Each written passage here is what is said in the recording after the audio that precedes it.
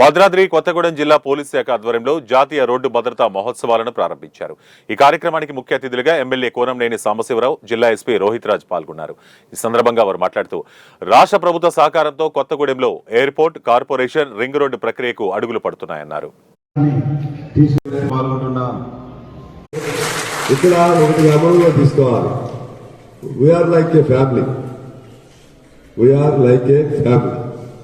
So without officials, simply with public, no machinery run, no administration goes on.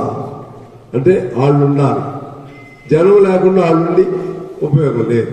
So when there is a good understanding in between ఇద్దరి మధ్య మంచి అంగీకారం, మంచి అవగాహన ఉంటే ఇది ఒక మంచి సంసారం లాగా, ఫ్యామిలీ లాగా ఉంటుంది.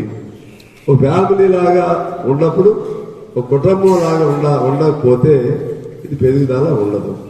అందుకని ఒక కుటుంబం లాగా ఉన్న బాధ్యతల్లో మీ తరపునేమో రిప్రజెంటేటివ్ గా నేనున్నా, గవర్నమెంట్ నుంచి రిప్రజెంటేటివ్.